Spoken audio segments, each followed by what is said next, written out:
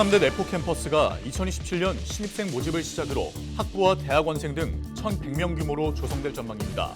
충남도와 충남대는 캠퍼스 설립 협약을 체결하고 본격 추진에 나서기로 했습니다.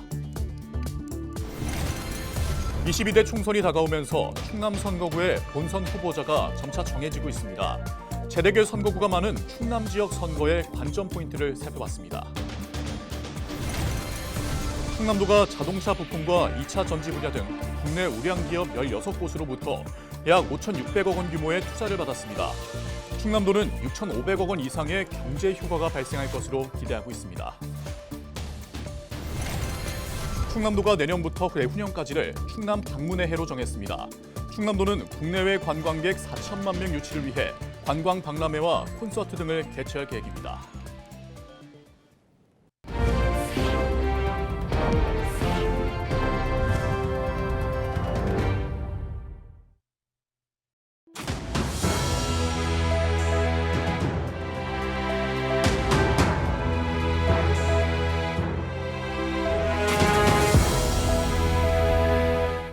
시청자 여러분 안녕하십니까? 헬로티비 충남 뉴스입니다.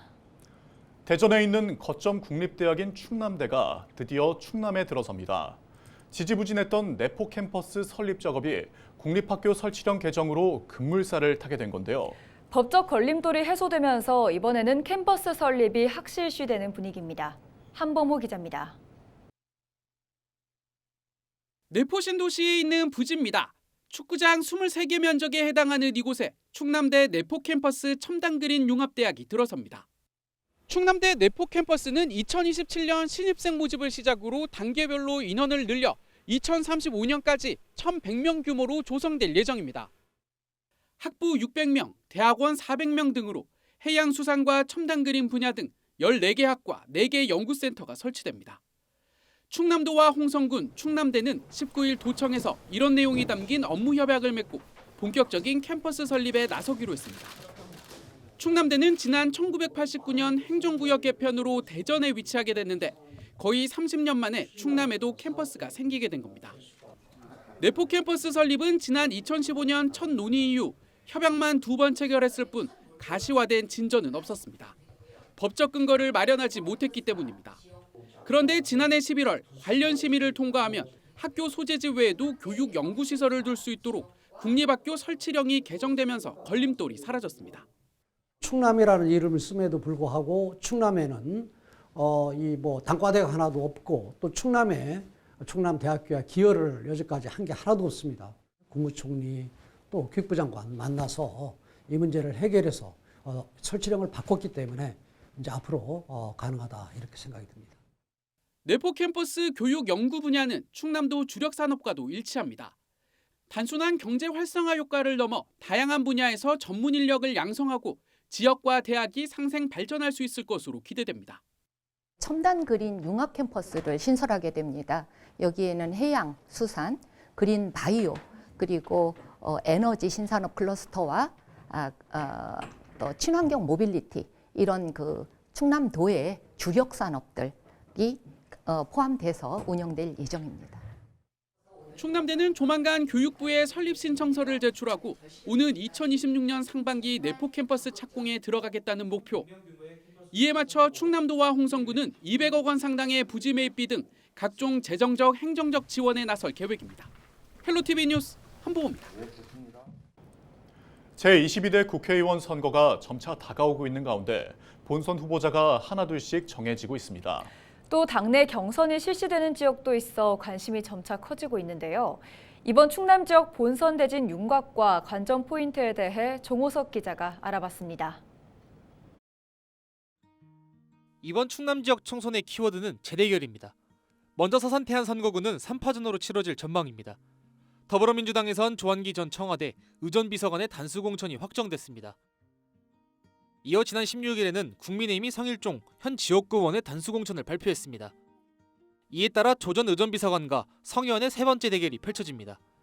지난 제20대, 21대 총선에서는 두 번 모두 성 의원이 승리를 거두었습니다.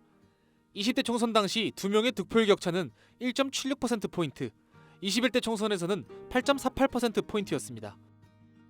이런 가운데 우리공화당 충남도당위원장인 서영원 후보도 출사표를 던졌습니다. 공주부여 청양선거구에서 여야 후보 간 재대결이 확정됐습니다. 먼저 더불어민주당에선 박수현 전 청와대 수석의 공천이 확정됐고 국민의힘에선 정진석 의원이 단수 공천을 받았습니다. 이에 따라 두 후보는 국회의원 자리를 놓고 세 번째로 격돌합니다. 정 의원이 6선에 도전하는 가운데 지난 20대와 21대 총선에서 박 전 수석에게 승리한 전력이 있습니다.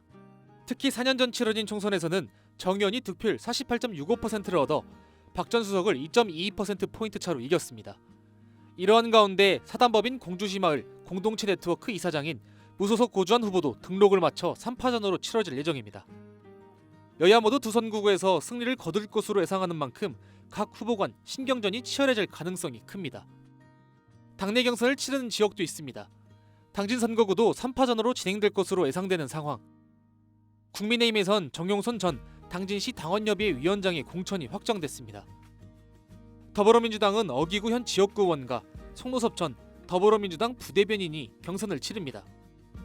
어 의원이 승리할 경우 정 후보와의 재대결이 실시되고 송 후보가 승리할 경우 당진 선거구에서 초선 의원이 탄생하게 됩니다. 한편 진보당 당진시의원의 오윤희 공동위원장도 후보 등록을 마쳤습니다. 홍성예산 선거구에서는 국민의힘이 당내 경선을 치릅니다. 사선의 홍문표 현 지역구 의원과 강순규 전 대통령실 시민사회 수석이 현역 의원과 대통령실 참모 출신의 맞대결로 주목받고 있습니다. 더불어민주당에선 김학민 순천향대 교수가 유일하게 예비 후보 등록을 마쳤습니다. 이와 함께 진보당 김용호 전 전국농민의 총연맹 의장과 자율통일당 김원수 전 홍성군위의 의장, 무소속 어청식 전 안희정 충남도시사 비서실 비서도 출마를 선언해 각 후보 간 공약 경쟁이 치열할 전망입니다. 헬로티비 뉴스 정호석입니다. 충남도가 자동차 부품과 2차 전지 분야 등 국내 우량기업 16곳으로부터 5,608억 원의 투자를 받았습니다. 19일 김태흠 충남지사와 8개 시군단체장은 16개 기업 대표와 투자 협약을 맺었습니다. 협약에 따라 16개 기업은 2027년까지 각 시군 산업단지에 공장 증설과 이전 등을 추진합니다.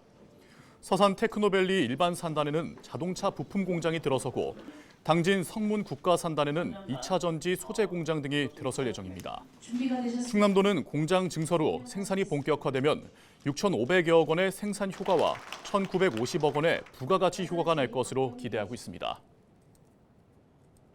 충남도가 내년부터 내후년까지를 충남 방문의 해로 정하고 국내외 관광객 4천만 명 유치에 나섭니다.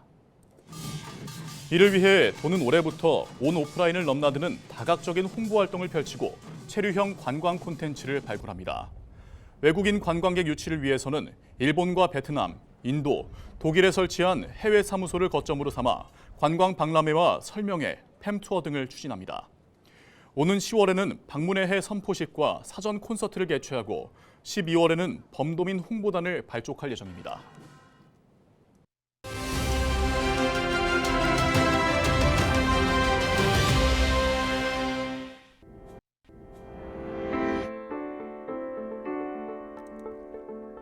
정부의 의대 정원 확대 발표에 대한 반발로 병원의 전공의들이 집단으로 사직서를 내고 있습니다. 이른바 빅5 병원에서는 사직서 제출이 이어지고 있고 일부 지방병원에서도 이 같은 현상이 벌어지고 있는데요. 의료대랑 의료가 커지면서 정부와 병원에서는 비상진료 대책을 마련하고 있지만 이대로 집단 사직이 이뤄질 경우 환자 피해는 피할 수 없을 것으로 우려되고 있습니다. 여기에 의대생들도 집단으로 휴학계를 내겠다고 결정하면서 파장은 확산될 조짐을 보이고 있습니다. 정부는 공공병원의 진료 시간을 연장하고 비대면 진료도 대폭 확대하겠다며 대책을 내놓고 있는데요. 여기에 업무 개시 명령 불이행자에 대해 기계적으로 법을 적용해 엄정 처벌하겠다는 입장입니다. 하지만 국민들의 불안감은 좀처럼 사라지지 않고 있습니다. 의사협회와 정부의 대화를 통한 해결이 중요한 시점입니다. 국민의 목숨을 담보로 한 집단 행동, 의사의 윤리를 담은 히포크라테스 선서 내용과 부합할까요? 데일리 브리핑이었습니다.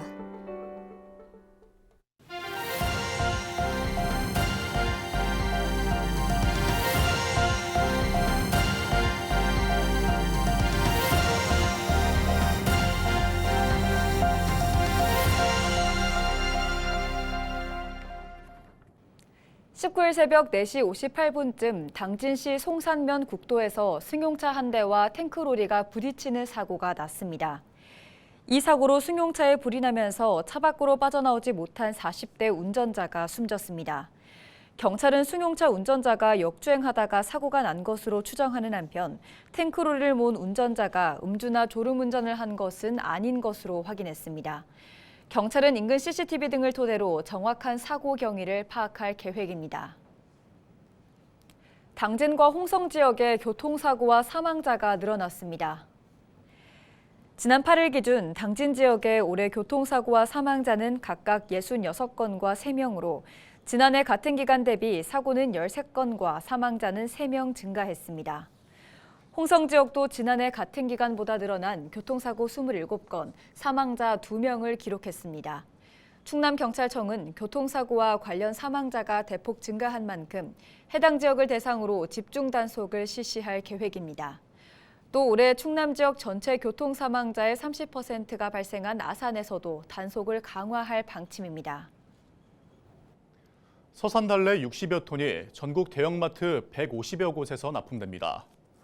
서산시는 지난해 11월부터 현재까지 전국 대형마트에 출하한 서산달래는 24톤이며 4월까지 약 60톤을 출하할 계획이라고 밝혔습니다.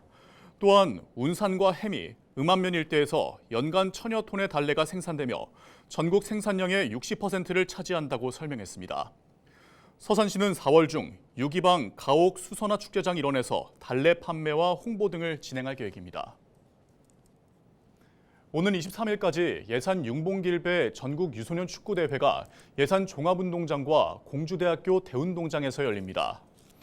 예산군 체육회와 예산군 축구협회가 주관하는 이번 대회는 전국 56개 팀이 참가합니다. 경기는 8인제 조별 풀리그 방식으로 진행되며 1차 대전 결과에 따라 새로운 조를 편성해 2차 대전이 진행될 계획입니다. 예산 윤봉길배 전국 유소년 축구대회는 지난 2022년부터 예산군에서 열리고 있으며 지난해에는 53개 팀이 참가했습니다. 홍성군이 오는 4월 19일까지 농어민 수당 신청을 받습니다.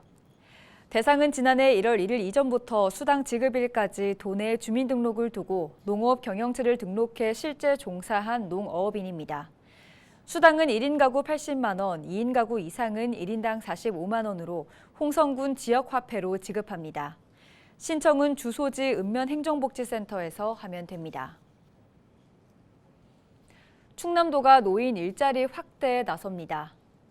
충남도는 올해 노인 일자리 사업에 지난해보다 530억 원 늘린 약 2,100억 원의 예산을 투입한다고 밝혔습니다. 올해 노인 일자리 수는 4만 9천여 개로 이는 지난해보다 약 6,700개 늘어난 수치입니다. 충남도는 노인들의 고소득 보장을 위해 사회서비스형과 시장형의 일자리를 늘렸다고 강조했습니다. 이와 함께 노인 일자리 박람회 개최, 대기업 등과 협력해 신규 일자리 등을 추진할 방침입니다. 당진시가 아동과 청소년의 건강 증진을 위해 우유 바우처 시범 사업을 추진합니다. 당진시는 지난해 충남 지역 최초로 우유 바우처 시범 사업을 추진했으며 반응이 좋았던 만큼 올해도 실시한다고 밝혔습니다. 지원 대상은 2005년에서 2018년 사이에 출생한 차상위 계층 등 사회적 배려 대상자 아동과 청소년입니다. 지원 대상자는 매달 15,000원 한도로 우유와 유제품을 살 수 있는 카드를 지급받게 됩니다. 신청을 희망하는 사람은 각 읍면동 행정복지센터를 방문하면 됩니다. 예산군이 중소 원예 농가를 대상으로 스마트팜 신축 리모델링 비용을 지원합니다. 예산군은 스마트팜 신축 비용으로 4억 원을, 리모델링 비용으로는 2억 원을 각각 지원할 계획입니다. 지원 대상은 농업 경영정보를 등록한 시설 채소 농업인으로 농가소득 6천만 원 미만에 해당하고 시설 원예 경작 규모 3,025평 이하에 해당하는 농가입니다. 신청은 오는 28일까지 읍면 행정복지센터에서 신청하면 됩니다. 서산시가 128억 원을 투입해 대기 환경 개선에 나섭니다. 서산시는 대기 환경 개선을 위한 사업 13개를 추진할 계획입니다. 시는 전기차 500여 대를 보급하고 노후 경유차 조기 폐차와 건설기계 엔진 교체 등을 지원할 방침입니다. 이상으로 뉴스를 마칩니다. 함께해 주신 여러분 고맙습니다.